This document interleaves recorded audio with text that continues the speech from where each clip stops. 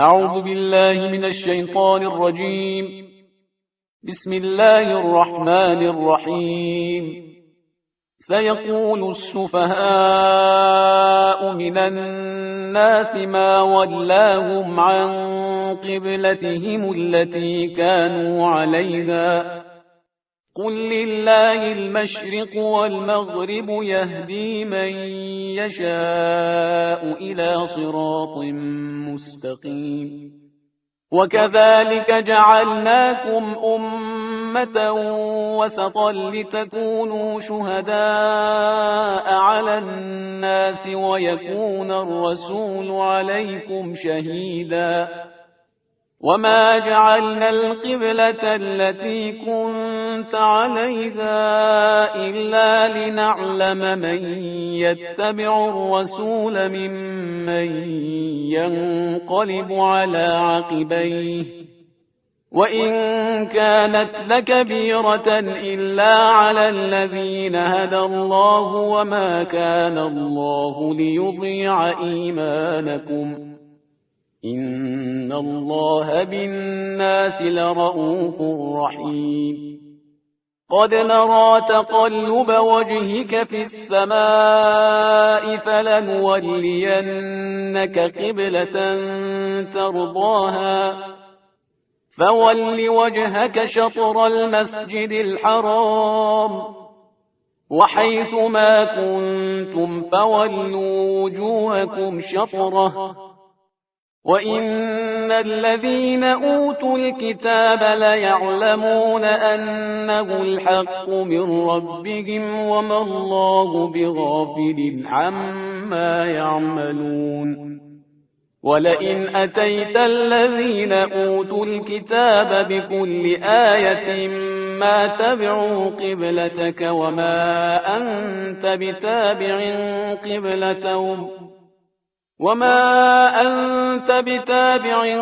قبلتهم وما بعضهم بتابع قبلة بعض. ولئن اتبعت أهواءهم من بعد ما جاءك من العلم إنك إذا لمن الظالمين. الذين آتيناهم الكتاب يعرفونه كما يعرفون أبناءهم وإن فريقا منهم ليكتمون الحق وهم يعلمون. الحق من ربك فلا تكونن من الممترين. ولكل وجهة هو موليها فاستبقوا الخيرات أينما تكونوا يأت بكم الله جميعا إن الله على كل شيء قدير. ومن حيث خرجت فول وجهك شطر المسجد الحرام وإنه للحق من ربك وما الله بغافل عما تعملون. ومن حيث خرجت فول وجهك شطر المسجد الحرام وحيث ما كنتم فولوا وجوهكم شطره لئلا يكون للناس عليكم حجة إلا الذين ظلموا منهم فلا تخشوهم واخشوني ولأتم نعمتي عليكم ولعلكم تهتدون. كما أرسلنا فيكم رسولا منكم يتلو عليكم آياتنا ويزكيكم ويعلمكم الكتاب والحكمة ويعلمكم ما لم تكونوا تعلمون. فاذكروني أذكركم واشكروا لي ولا تكفرون. يا أيها الذين آمنوا استعينوا بالصبر والصلاة إن الله مع الصابرين. ولا تقولوا لمن يقتل في سبيل الله أموات بل أحياء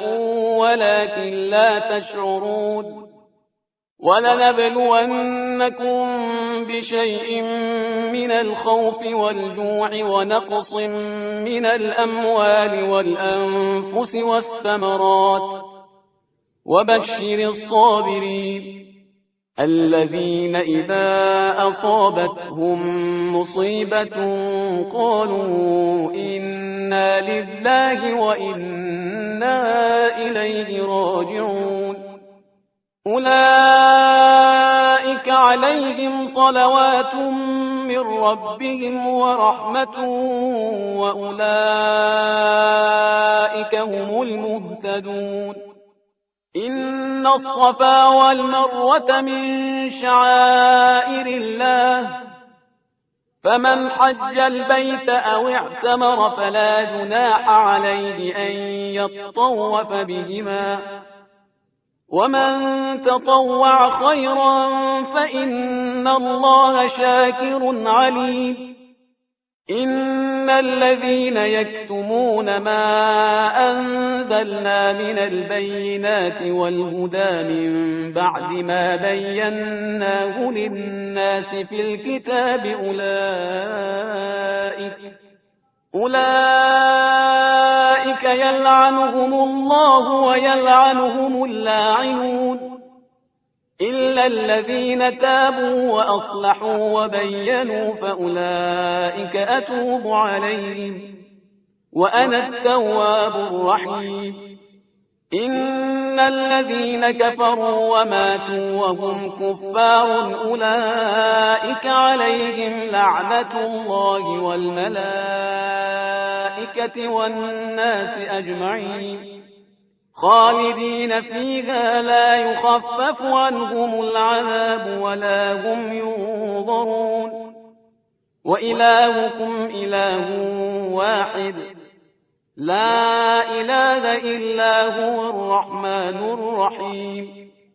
إن في خلق السماوات والأرض واختلاف الليل والنهار والفلك التي تجري في البحر بما ينفع الناس وما أنزل الله من السماء من ماء فأحيا به الأرض بعد موتها وبث فيها من كل دابة وتصريف الرياح والسحاب المسخر بين السماء والأرض لآيات لقوم يعقلون ومن الناس من يتخذ من دون الله أندادا يحبونهم كحب الله والذين آمنوا أشد حبا لله ولو يرى الذين ظلموا إذ يرون العذاب أن القوة لله جميعا وأن الله شديد العذاب إذ تبرأ الذين اتبعوا من الذين اتبعوا ورأوا العذاب وتقطعت بهم الأسباب وقال الذين اتبعوا لو أن لنا كرة فنتبرأ منهم كما تبرأوا منا كذلك يريهم الله أعمالهم حسرات عليهم وما هم بخارجين من النار يا أيها الناس كلوا مما في الأرض حلالا طيبا ولا تتبعوا خطوات الشيطان إنه لكم عدو مبين إنما يأمركم بالسوء والفحشاء وأن تقولوا على الله ما لا تعلمون وإذا قيل لهم اتبعوا ما أنزل الله قالوا بل نتبع ما ألفينا عليه آباءنا أولو كان آباؤهم لا يعقلون شيئا ولا يهتدون ومثل الذين كفروا كمثل الذي ينعق بما لا يسمع إلا دعاء ونداء صم بكم عمي فهم لا يعقلون يا أيها الذين آمنوا كلوا من طيبات ما رزقناكم واشكروا لله إن كنتم إياه تعبدون إنما حرم عليكم الميتة والدم ولحم الخنزير وما أهل به لغير الله فمن اضطر غير باغ ولا عاد فلا إثم عليه إن الله غفور رحيم إن الذين يكتمون ما أنزل الله من الكتاب ويشترون به ثمنا قليلا أولئك ما يأكلون في بطونهم إلا النار ولا يكلمهم الله يوم القيامة ولا يزكيهم ولهم عذاب أليم أولئك الذين اشتروا الضلالة بالهدى والعذاب بالمغفرة فما أصبرهم على النار ذلك بأن الله نزل الكتاب بالحق وإن الذين اختلفوا في الكتاب لفي شقاق بعيد ليس البر أن تولوا وجوهكم قبل المشرق والمغرب ولكن البر من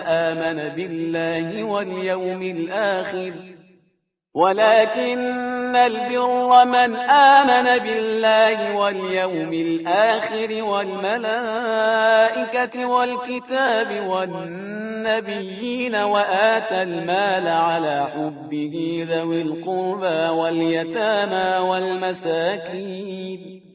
وآتى المال على حبه ذوي القربى واليتامى والمساكين وابن السبيل والسائلين وفي الرقاب وأقام الصلاة وآتى الزكاة والموفون بعهدهم إذا عاهدوا والصابرين في البأساء والضراء وحين البأس أولئك الذين صدقوا وأولئك هم المتقون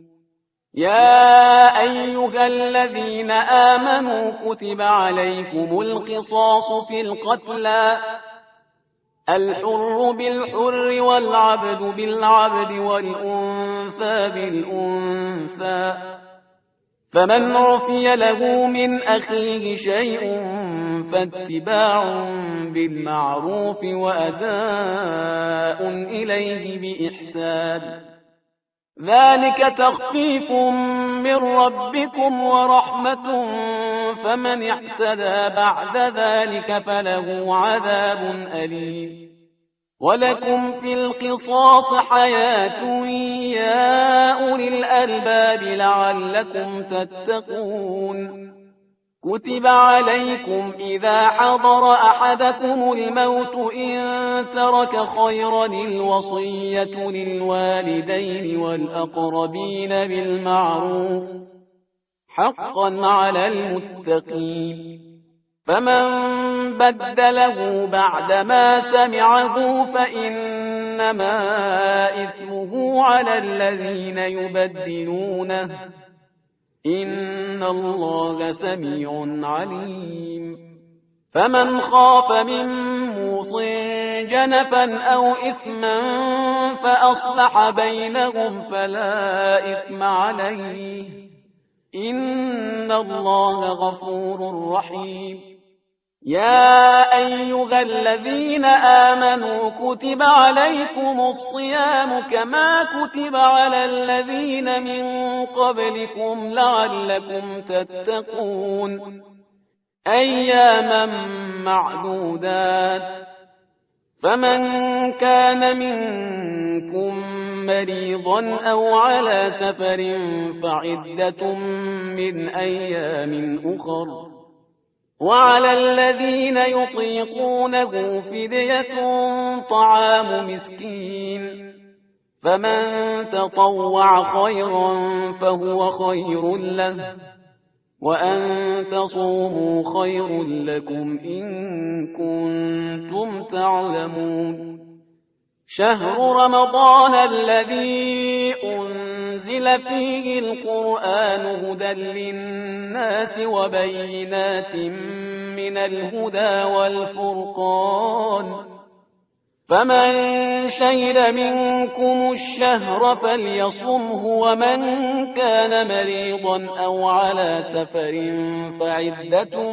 من أيام أخر، يريد الله بكم اليسر ولا يريد بكم العسر ولتكملوا العدة ولتكبروا الله على ما هداكم ولعلكم تشكرون. وإذا سألك عبادي عني فإني قريب أجيب دعوة الداع إذا دعاني فليستجيبوا لي وليؤمنوا بي لعلهم يرشدون. أحل لكم ليلة الصيام الرفث إلى نسائكم هن لباس لكم وأنتم لباس لهن، علم الله أنكم كنتم تختانون أنفسكم فتاب عليكم وعفى عنكم، فالآن باشروهن وابتغوا ما كتب الله لكم، وكلوا واشربوا حتى يتبين لكم الخيط الأبيض من الخيط الأسود من الفجر، ثم أتموا الصيام إلى الليل، ولا تباشروهن وأنتم عاكفون في المساجد، تلك حدود الله فلا تقربوها، كذلك يبين الله آياته للناس لعلهم يتقون.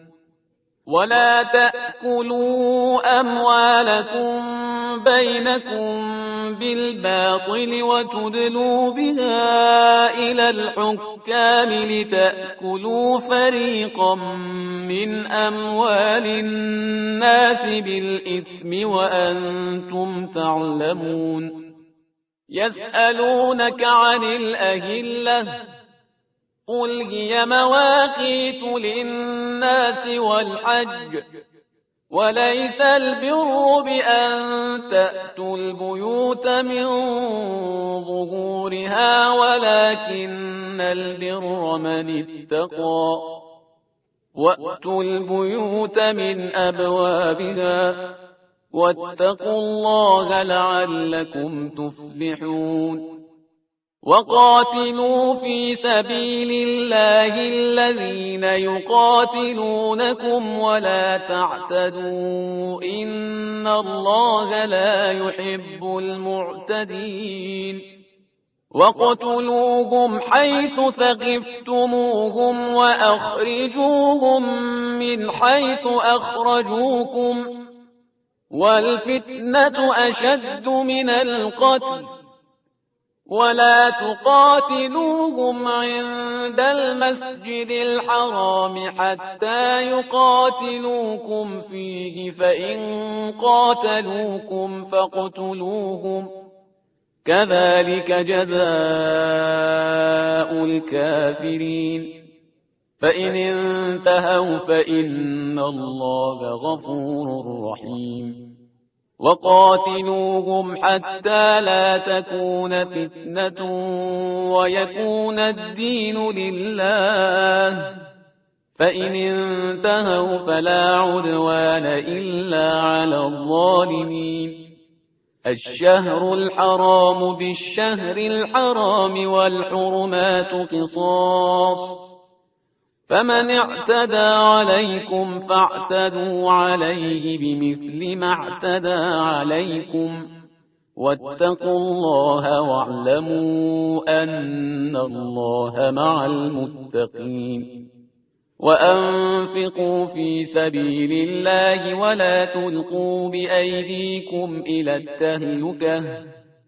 وأحسنوا إن الله يحب المحسنين وأتموا الحج والعمرة لله فإن أحصرتم فما استيسر من الهدي ولا تحلقوا رؤوسكم حتى يبلغ الهدي محله فمن كان منكم مريضا أو به أذى من رأسه ففدية من صيام أو صدقة أو نسك فإذا أمنتم فمن تمتع بالعمرة إلى الحج فما استيسر من الهدي فمن لم يجد فصيام 3 أيام في الحج و7 إذا رجعتم تلك 10 كاملة ذلك لمن لم يكن أهله حاضر المسجد الحرام واتقوا الله واعلموا أن الله شديد العقاب الحج أشهر معلومات فمن فرض فيهن الحج فلا رفث ولا فسوق ولا جدال في الحج وما تفعلوا من خير يعلمه الله وتزودوا فإن خير الزاد التقوى واتقون يا أولي الألباب ليس عليكم جناح أن تبتغوا فضلا من ربكم فإذا أفضتم من عرفات فاذكروا الله عند المشعر الحرام واذكروه كما هداكم وإن كنتم من قبله لمن الضالين ثم أفيضوا من حيث أفاض الناس واستغفروا الله إن الله غفور رحيم فإذا قضيتم مناسككم فاذكروا الله كذكركم آباءكم أو أشد ذكرا فمن الناس من يقول ربنا آتنا في الدنيا وما له في الآخرة من خلاق ومنهم من يقول ربنا آتنا في الدنيا حسنة وفي الآخرة حسنة وقنا عذاب النار أولئك لهم نصيب مما كسبوا والله سريع الحساب واذكروا الله في أيام معدودات فمن تعجل في يومين فلا إثم عليه ومن تأخر فلا إثم عليه لمن اتقى واتقوا الله واعلموا أنكم إليه تحشرون ومن الناس من يعجبك قوله في الحياة الدنيا ويشهد الله على ما في قلبه وهو ألد الخصام وإذا تولى سعى في الأرض ليفسد فيها ويهلك الحرث والنسل والله لا يحب الفساد. وإذا قيل له اتق الله أخذته العزة بالإثم فحسبه جهنم ولبئس المهاد. ومن الناس من يشري نفسه ابتغاء مرضات الله والله رؤوف بالعباد. يا أيها الذين آمنوا ادخلوا في السلم كافة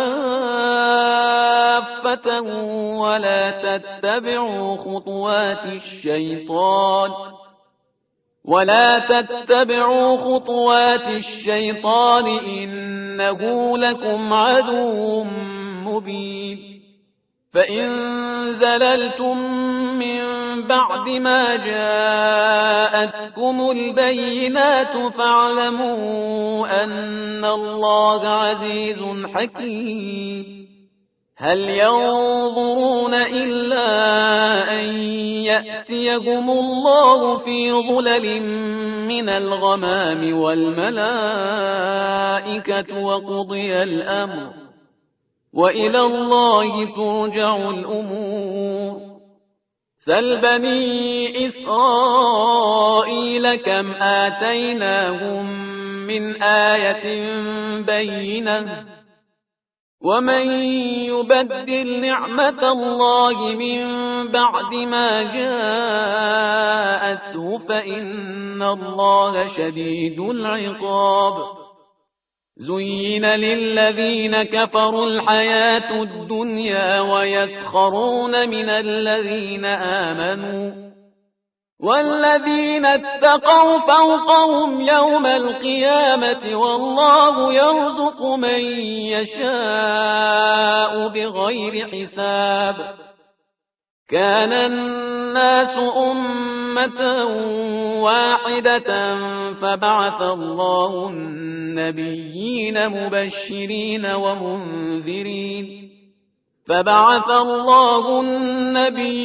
مبشرين ومنذرين وأنزل معهم الكتاب بالحق ليحكم بين الناس فيما اختلفوا فيه وما اختلف فيه إلا الذين أوتوه من بعد ما جاءتهم البينات بغيا بينهم فهدى الله الذين آمنوا لما اختلفوا فيه من الحق بإذنه والله يهدي من يشاء إلى صراط مستقيم. أم حسبتم أن تدخلوا الجنة ولما يأتكم مثل الذين خلوا من قبلكم مستهم البأساء والضراء وزلزلوا حتى يقول الرسول والذين آمنوا معه متى نصر الله ألا إن نصر الله قريب. يسألونك ماذا ينفقون قل ما أنفقتم من خير فللوالدين والأقربين واليتامى والمساكين وابن السبيل وما تفعلوا من خير فإن الله به عليم. كتب عليكم القتال وهو كره لكم وعسى أن تكرهوا شيئا وهو خير لكم وعسى أن تحبوا شيئا وهو شر لكم والله يعلم وأنتم لا تعلمون. يسألونك عن الشهر الحرام قتال فيه قل قتال فيه كبير وصد عن سبيل الله وكفر به والمسجد الحرام وإخراج أهله منه أكبر عند الله والفتنة أكبر من القتل ولا يزالون يقاتلونكم حتى يردوكم عن دينكم إن استطاعوا ومن يرتد منكم عن دينه فيمت وهو كافر فأولئك حبطت أعمالهم في الدنيا والآخرة وأولئك أصحاب النار هم فيها خالدون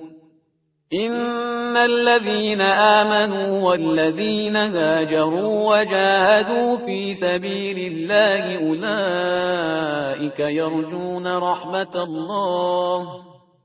والله غفور رحيم يسألونك عن الخمر والميسر قل فيهما إثم كبير ومنافع للناس وإثمهما أكبر من نفعهما ويسألونك ماذا ينفقون قل العفو كذلك يبين الله لكم الآيات لعلكم تتفكرون في الدنيا والآخرة ويسألونك عن اليتامى قل إصلاح لهم خير وإن تخالطوهم فإخوانكم والله يعلم المفسد من المصلح ولو شاء الله لأعنتكم إن الله عزيز حكيم ولا تنكحوا المشركات حتى يؤمن ولأمة مؤمنة خير من مشركة ولو أعجبتكم ولا تنكحوا المشركين حتى يؤمنوا ولعبد مؤمن خير من مشرك ولو أعجبكم أولئك يدعون إلى النار والله يدعو إلى الجنة والمغفرة بإذنه ويبين آياته للناس لعلهم يتذكرون ويسألونك عن المحيض قل هو أذى فاعتزلوا النساء في المحيض ولا تقربوهن حتى يطهرن فإذا تطهرن فأتوهن من حيث أمركم الله إن الله يحب التوابين ويحب المتطهرين نساؤكم حرث لكم فأتوا حرثكم أنى شئتم وقدموا لأنفسكم واتقوا الله واعلموا أنكم ملاقوه وبشر المؤمنين ولا تجعلوا الله عرضة لأيمانكم أن تبروا وتتقوا وتصلحوا بين الناس والله سميع عليم لا يؤاخذكم الله باللغو في أيمانكم ولكن يؤاخذكم بما كسبت قلوبكم والله غفور حليم للذين يؤلون من نسائهم تربص 4 أشهر فإن فاءوا فإن الله غفور رحيم وإن عزموا الطلاق فإن الله سميع عليم والمطلقات يتربصن بأنفسهن 3 قروء ولا يحل لهن أن يكتمن ما خلق الله في أرحامهن إن كن يؤمن بالله واليوم الآخر وبعولتهن أحق بردهن عليهن في ذلك إن أرادوا إصلاحا ولهن مثل الذي عليهن بالمعروف وللرجال عليهن درجة والله عزيز حكيم. الطلاق مرتان فإمساك بمعروف أو تسريح بإحسان ولا يحل لكم أن تأخذوا مما آتيتموهن شيئا إلا أن يخافا ألا يقيما حدود الله فإن خفتم ألا يقيما حدود الله فلا جناح عليهما فيما افتدت به تلك حدود الله فلا تعتدوها ومن يتعد حدود الله فأولئك هم الظالمون. فإن طلقها فلا تحل له من بعد حتى تنكح زوجا غيره فإن طلقها فلا جناح عليهما أن يتراجعا إن ظنا أن يقيما حدود الله وتلك حدود الله يبينها لقوم يعلمون. وإذا طلقتم النساء فبلغن أجلهن فأمسكوهن بمعروف أو سرحوهن بمعروف ولا تمسكوهن ضرارا لتعتدوا ومن يفعل ذلك فقد ظلم نفسه ولا تتخذوا آيات الله هزوا واذكروا نعمة الله عليكم وما أنزل عليكم من الكتاب والحكمة يعظكم به واتقوا الله واعلموا أن الله بكل شيء عليم. وإذا طلقتم النساء فبلغن أجلهن فلا تعضلوهن أن ينكحن أزواجهن إذا تراضوا بينهم بالمعروف ذلك يوعظ به من كان منكم يؤمن بالله واليوم الآخر ذلكم أزكى لكم وأطهر والله يعلم وأنتم لا تعلمون. والوالدات يرضعن أولادهن حولين كاملين لمن أراد أن يتم الرضاعة وعلى المولود له رزقهن وكسوتهن بالمعروف لا تكلف نفس إلا وسعها لا تضار والدة بولدها ولا مولود له بولده وعلى الوارث مثل ذلك فإن أرادا فصالا عن تراض منهما وتشاور فلا جناح عليهما وإن أردتم أن تسترضعوا أولادكم فلا جناح عليكم إذا سلمتم ما آتيتم بالمعروف واتقوا الله واعلموا أن الله بما تعملون بصير. والذين يتوفون منكم ويذرون أزواجا يتربصن بأنفسهن 4 أشهر وعشرا فإذا بلغن أجلهن فلا جناح عليكم فيما فعلن في أنفسهن بالمعروف والله بما تعملون خبير. ولا جناح عليكم فيما عرضتم به من خطبة النساء أو أكننتم في أنفسكم علم الله أنكم ستذكرونهن ولكن لا تواعدوهن سرا إلا أن تقولوا قولا معروفا ولا تعزموا عقدة النكاح حتى يبلغ الكتاب أجله واعلموا أن الله يعلم ما في أنفسكم فاحذروه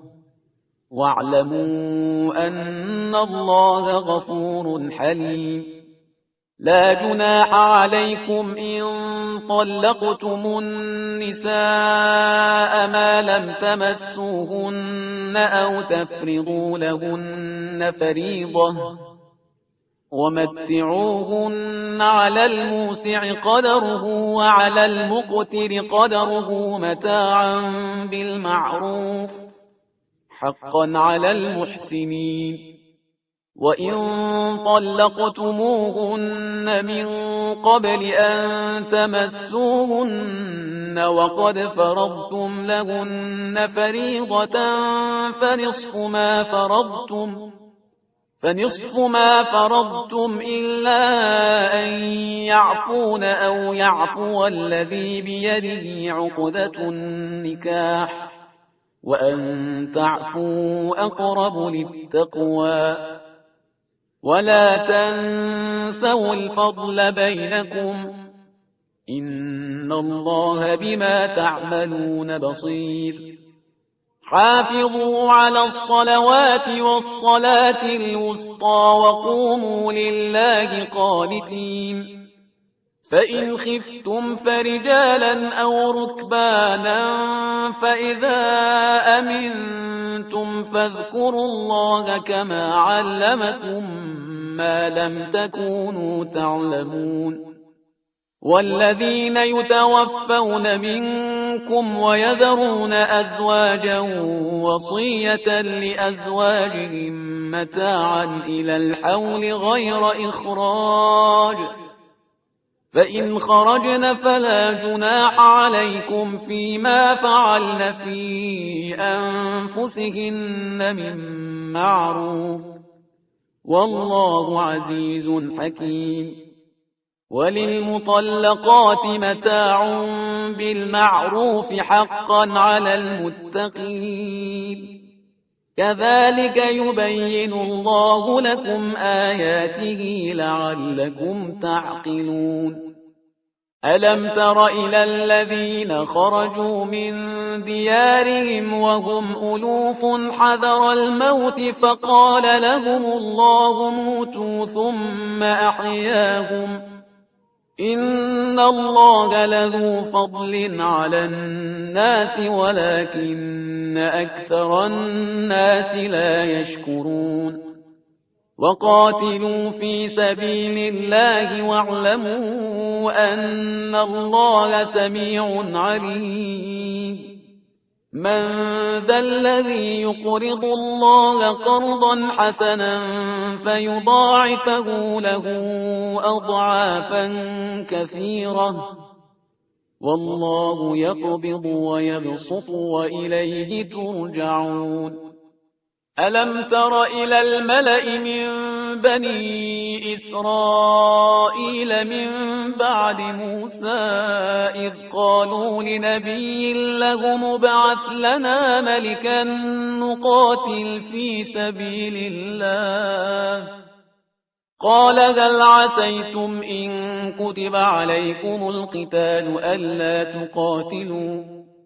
قالوا وما لنا ألا نقاتل في سبيل الله وقد أخرجنا من ديارنا وأبنائنا فلما كتب عليهم القتال تولوا إلا قليلا منهم والله عليم بالظالمين وقال لهم نبيهم إن الله قد بعث لكم طالوت ملكا. قالوا أنى يكون له الملك علينا ونحن أحق بالملك منه ولم يؤت سعة من المال. قال إن الله اصطفاه عليكم وزاده بسطة في العلم والجسم والله يؤتي ملكه من يشاء والله واسع عليم. وقال لهم نبيهم إن آية ملكه أن يأتيكم التابوت فيه سكينة من ربكم وبقية مما ترك آل موسى وآل هارون تحمله الملائكة إن في ذلك لآية لكم إن كنتم مؤمنين. فلما فصل طالوت بالجنود قال إن الله مبتليكم بنهر فمن شرب منه فليس مني ومن لم يطعمه فإنه مني إلا من اغترف غرفة بيده فشربوا منه إلا قليلا منهم. فلما جاوزه هو والذين آمنوا معه قالوا لا طاقة لنا اليوم بجالوت وجنوده. قال الذين يظنون أنهم ملاقوا الله كم من فئة قليلة غلبت فئة كثيرة بإذن الله والله مع الصابرين. ولما برزوا لجالوت وجنوده قالوا ربنا أفرغ علينا صبرا وثبت أقدامنا وانصرنا على القوم الكافرين. فهزموهم بإذن الله وقتل داود جالوت وآتاه الله الملك والحكمة وعلمه مما يشاء ولولا دفع الله الناس بعضهم ببعض لفسدت الأرض ولكن الله ذو فضل على العالمين. تلك آيات الله نتلوها عليك بالحق وإنك لمن المرسلين. صدق الله العلي العظيم.